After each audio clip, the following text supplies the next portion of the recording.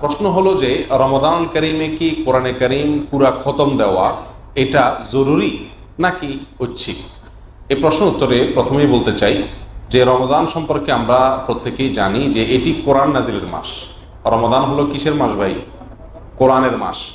অতএব এই মাসে কোরআনে কারীম তেলাওয়াত করা, পড়া, বুঝা, জানা এটার গুরুত্ব অপরিসীম। সহিহ বুখারীর হাদিসে আসছে, নবী সাল্লাল্লাহু আলাইহি ওয়াসাল্লামের কাছে জিবরিল প্রতি বছর রমজানুল কারীমে গোটা কোরআন 30 পারা গোটা কোরআন নবী সাল্লাল্লাহু আলাইহি ওয়াসাল্লামের কাছে পেশ করতেন। যতটুকু নাজিল হয়েছিল গোটা কোরআনকে নবী সাল্লাল্লাহু আলাইহি ওয়াসাল্লামের কাছে উপস্থাপন করতেন, তাকে পড়ে শোনাতেন জিবরিল নিজে প্রত্যেক বছর রমজানে। যে বছর নবী সাল্লাল্লাহু আলাইহি ওয়াসাল্লামের ইন্তেকাল হয়েছিল সে বছর জিবরিল আলাইহিস সালাম 2 বার গোটা কোরআন তেলাওয়াত করে নবী করিম সাল্লাল্লাহু আলাইহি ওয়াসাল্লামকে শুনিয়েছিলেন।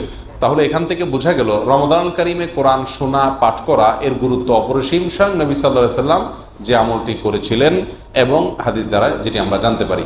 পূর্বসূরি সালাফ, তাবেঈ এবং আসলাফ আতবা তাবেঈ যারা ছিলেন সাহাবায়ে কেরাম, তারা প্রত্যেকেই রমজান আসলেই কোরআনে কারীম প্রচুর পরিমাণে তেলাওয়াতের ব্যাপারে মনোযোগ দিতেন এবং সচেষ্ট হতেন। অতএব আমাদেরও উচিত কোরআনে কারীম রমজানুল কারীমে বেশি বেশি তেলাওয়াত করা, কিন্তু এটা জরুরি বা বাধ্যতামূলক নয়। এটা সামর্থ্য অনুযায়ী, যার যতটুকু সামর্থ্যে কুলায় সে ততটুকু কোরআনে কারীম তেলাওয়াত করার চেষ্টা করব আমরা রমজানুল কারীমে, কিন্তু খতম দিতে হবে এটা কোনো জরুরি নয়।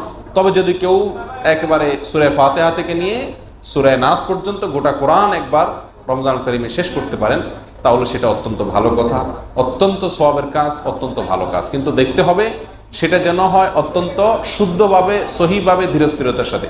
কেউ যদি পড়তে না পারেন, তিনি যদি রমজানে কোরআন তেলাওয়াত শুনেন তবুও ইনশাআল্লাহ তিনি সেরকম সওয়াব পাবেন, আল্লাহ চাহেন তো। 30 পারা কোরআন যদি কেউ খতম না দিতে পারে, কেউ যদি 2 পারা পড়ে, 5 পারা পড়ে, তবুও তিনিও সওয়াব পাবেন ইনশাআল্লাহ। নবী সাল্লাল্লাহু আলাইহি ওয়াসাল্লাম বলেছেন, খায়রুল আমালি আদওয়ামুহা ওয়া ইন কাল।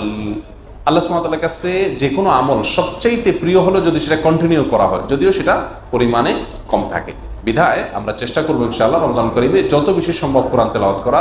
খতম দেওয়া জরুরি নয়, কিন্তু পুরোটা পড়তে পারলে ভালো। আর পুরোটা পড়ার চাইতে গুরুত্বপূর্ণ বিষয় হলো সহি শুদ্ধভাবে পড়া, আর অর্থ সহকারে বুঝে, ব্যাখ্যা সহকারে যদি বুঝতে পারি সেটা আরো ভালো। প্রতিদিনই কিছু না কিছু বুঝে পড়ার চেষ্টা রমজান উপলক্ষে অন্তত থাকা উচিত। আল্লাহ তাআলা আমাদের সকলকে তৌফিক দান করেন।